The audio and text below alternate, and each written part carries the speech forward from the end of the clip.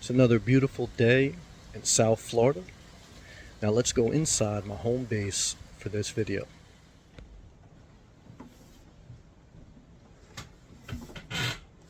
Well, it took me a while to finally commit to a home base. And after I did commit, I had to change things up a little bit, and that was devastating. But remember, in order to get to the final step, you have to take the first step.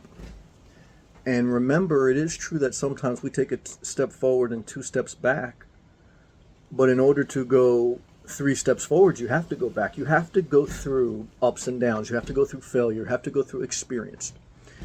And the reason you want to do that, and the reason you want to secure a home base, in my experience of being a full-time nomad for just about 6 years, there's a 3-part reason, 3 major reasons why you want to secure a home base. Number 1 is asset allocation, financial wisdom. After about 5 years on the road, you have figured out where you thrive, what environment, climate, and culture speak to you. You have figured out that traveling and exploring is fun, but it's not sustainable long-term as a constant loop. And you don't want to waste time, energies, and resources just visiting the same places. And a lot of those places that you visit, you don't enjoy. So you want to secure a home base where you enjoy the climate most of the year. There's no place perfect. Where you enjoy the culture, the people, the vibe, the energy, and where you want to spend most of your time. You don't have to spend all of your time. You can still take vacations. You can still explore, but you have a place to go back to. So the reason you want to diversify some financial resources, remember, everything's a resource. Your health a resource, your money a resource, everything's a resource. The reason you want to be a good steward of your resources is because there's a mistake in my experience that many nomads and many people who want to go through the season of exploration, what they do is they spend too much money on the RV, too much money on the vehicle, too much money on the experience, and not enough time living the experience. And then they waste all their ammo on the dream vehicle, on the dream of endless travel. And when that dream is exhausted, because you will get exhausted after 3, 5, 6 years on the road, you have no more financial assets or not enough financial resources to buy a home base, because on average, home prices are going to appreciate, 1, 3, 5% a year, sometimes more. Of course, we saw the spike in real estate during the pandemic. Things are slowing down now, which is healthy. But this idea that a lot of people think that they're going to wait for a crash. And remember, when a crash or a recession happens, it's not on off. It's a slow drip. You never know when it's going to stop dripping. And if the entire country is in a recession, you will be affected, no matter who you are. And how many years do you want to put off waiting for that? Okay, and there's no guarantee it's going to happen. So you could waste your whole life. But either way, financial wisdom, meaning that after you have saved up a certain money, and save it up, don't buy an RV, don't buy a new van, don't buy a new car, in my opinion, in my experience. Keep the vehicle you have, explore. And then when you're going to spend money, spend it on the asset that goes up in value over time. Maybe not in a day, maybe not in a year, maybe not in 3 years, but in 5, 10, 15 years, home prices will go up. Okay? And even if interest rates are high, rent is 100% interest rate. A RV, paying interest on that, the RV is going down, and you're paying interest on something that is going to lose money. So financial wisdom, long term, not short term, because you can make a lot of cases. Do this for 6 months, do that for 12 months. Well, this didn't go up in 5 months. This didn't go up in 2 years. Long term means 5, 10, 15, 20 years. Long term thinking is stability. Short term thinking is volatility. So when you hoard cash, you can risk it in volatile investments and volatile purchases and impulse purchases. Housing, where you want to live, owning the land and owning the structure, even if it's a non-conforming structure, RV, mobile home, tiny home if your municipality allows it.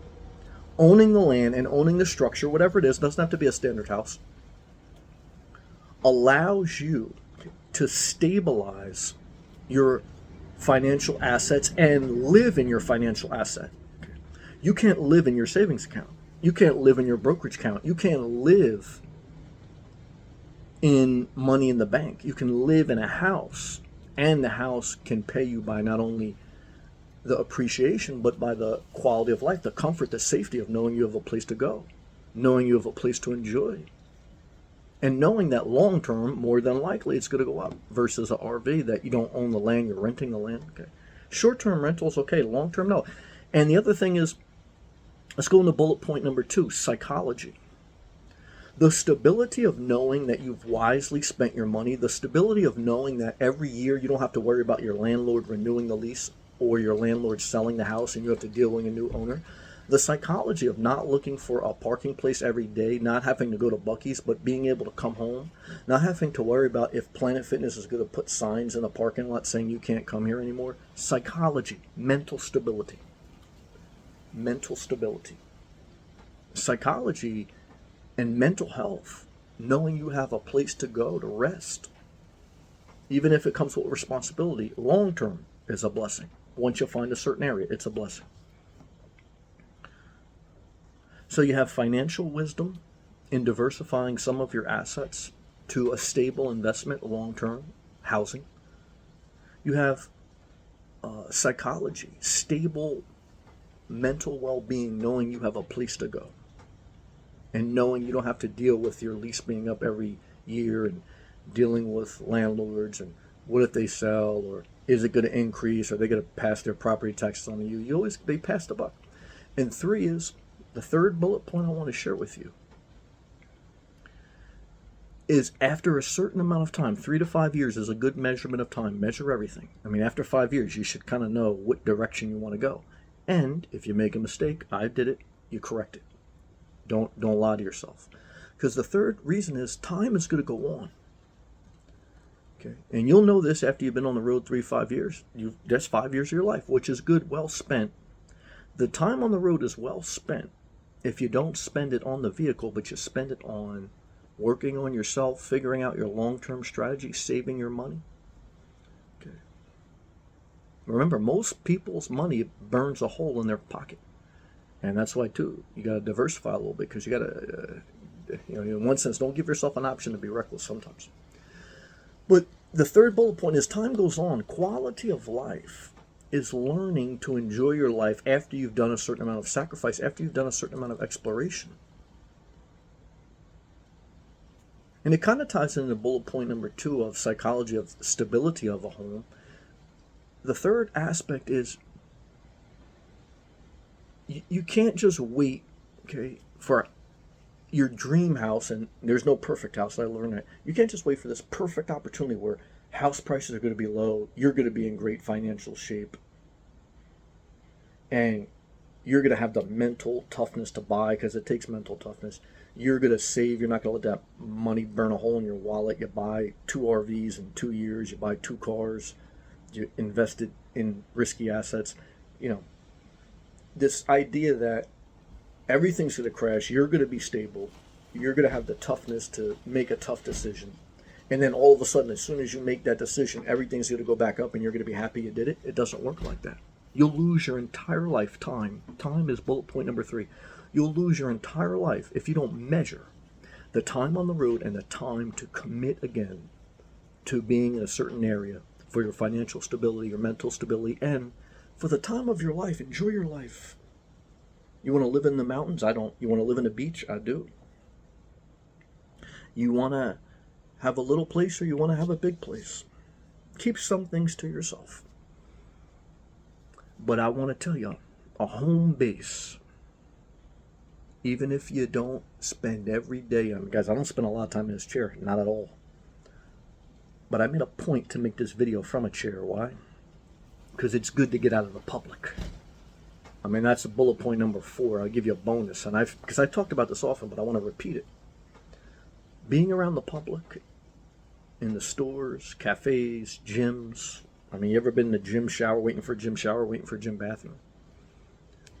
dealing with traffic, dealing with people at the gas station, dealing with people on the road. You need some time away from the public. Time. That ties into bullet point 3, time, your life. Do you want to spend your entire life waiting in line in a gas station behind a guy who's smoking cigarettes buying lottery tickets?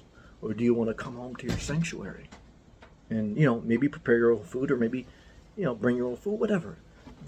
I'm sharing some things that matter to me because I've experienced them. And I hope they help you. If they do, click the thumbs up, subscribe, and I'll see you next video.